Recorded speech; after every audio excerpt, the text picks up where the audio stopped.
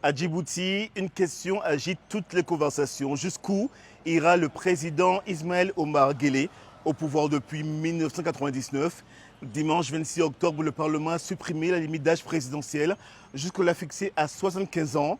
Une réforme qui permet au chef de l'État, 77 ans, de briguer un 6e mandat. Mais cette décision passe très mal dans une partie de la population. Sur les réseaux sociaux, les appels à manifester se multiplient.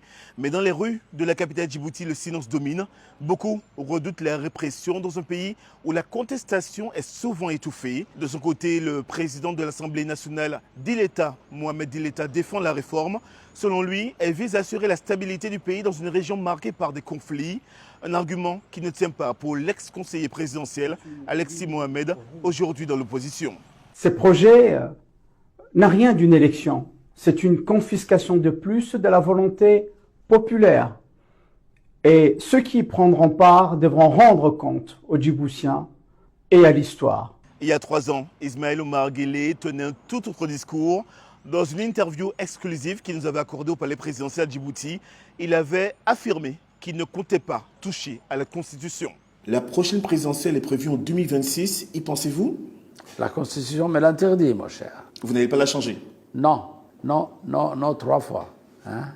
Voilà, vous pouvez retenir ça. J'ai dépassé l'âge et je dois passer la main.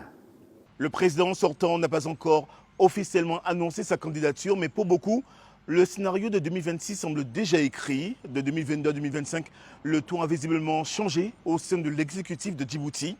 Petit pays d'un peu plus d'1 million d'habitants qui occupe une position stratégique à l'entrée de la mer Rouge. En effet, Djibouti abrite une dizaine de bases militaires étrangères, françaises, américaines, chinoises, japonaises entre autres. Autant d'alliances qui renforcent le régime et qui servent souvent à justifier la stabilité politique. Mais le président Ismaël Omar Guelleh n'est pas un cas isolé sur le continent. Au Cameroun, le président Paul Biya fait modifier la Constitution 2008, supprimant ainsi la limitation du nombre de mandats et écartant toutes les limites d'âge. Résultat, à 92 ans, il reste à la tête du pays qui dirige depuis plus de 40 ans.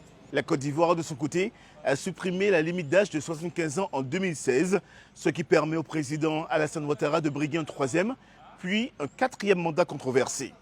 Et en Ouganda, le président Yoweri Museveni a fait sauter la limite d'âge en 2017. Du coup, il pourra donc se représenter en janvier 2026 pour un nouveau mandat après 40 ans au pouvoir.